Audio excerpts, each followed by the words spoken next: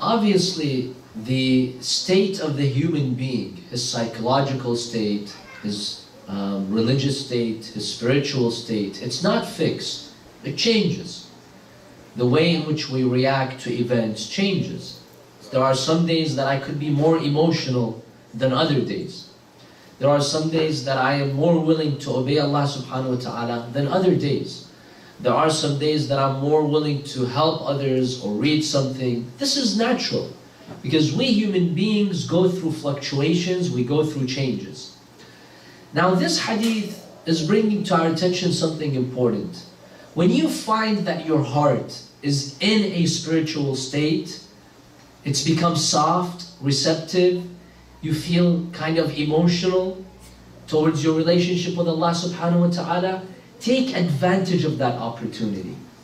Let me give you an example. Let's say sometimes you're in a gathering, or you're watching the news, or you're reading a book, and you come across an emotional story, a touching story, which really affects your heart. And sometimes you even begin to cry when you hear that story. In that moment, your heart has now become soft. Take advantage of this moment.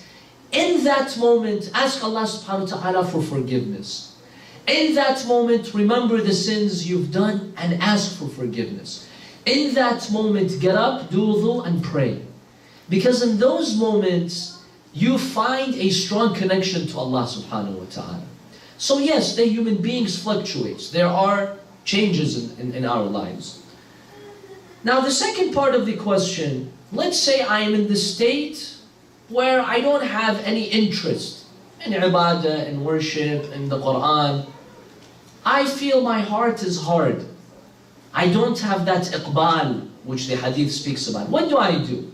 How can the human being change himself from this state and soften his heart? Number one, there are oftentimes certain sins that we are committing that we're not aware of. The first question that you need to ask yourself, the past day, the past week, the past month, have I committed a sin? It could be this sin which is blocking my heart. Too often we forget about our sins. Have I done ghibah against anyone?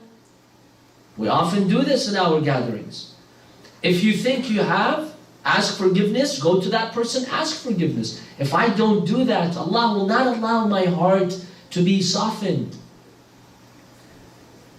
The hadith from the Imam alayhi salam, جَفَّتِ الدُّمُوعِ إِلَّا لِقَسْوَةِ الْقُلُوبِ. The reason why sometimes you fear that the tears don't come down is because the heart has become hardened. وَمَا قَسَتِ الْقُلُوبِ إِلَّا لِكَثْرَةِ الذُّنُوبِ. And the reason why sometimes the heart becomes hardened is because of the sins. So ask yourself, what have I done? It could be ghibah, it could be missed obligations, it could be my parents are not satisfied with me, it could be I'm not paying my religious dues. Any of those, they could be blocking me. This is number one.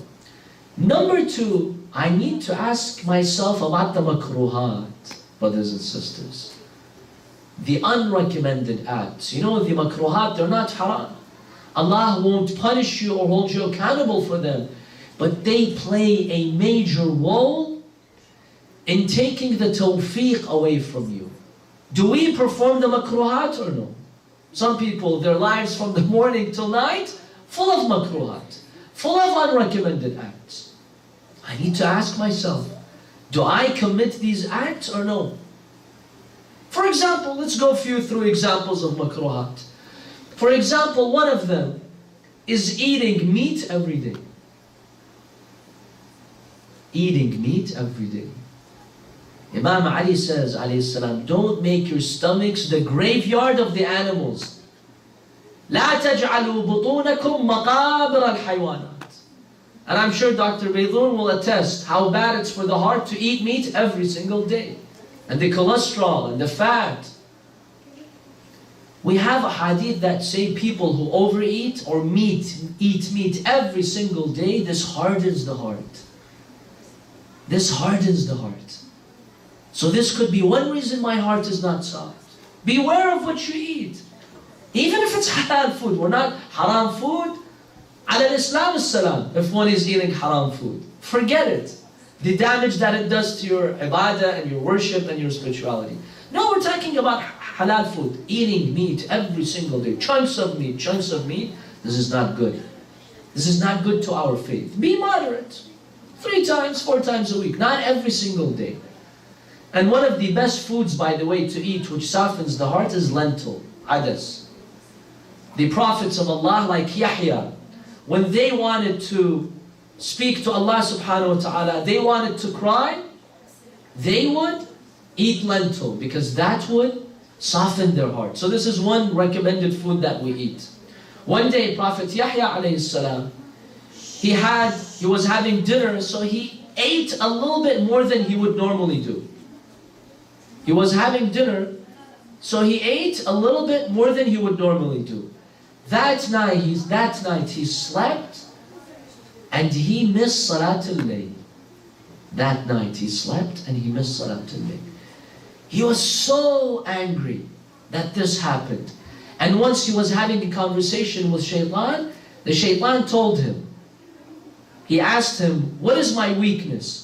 He tells him, sometimes at dinner, when you eat a little bit more than you should, and remember, Prophet Yahya did not eat much, very little, but he ate a little bit more than you normally would. He said that night you slept and you missed Salat al-Layl.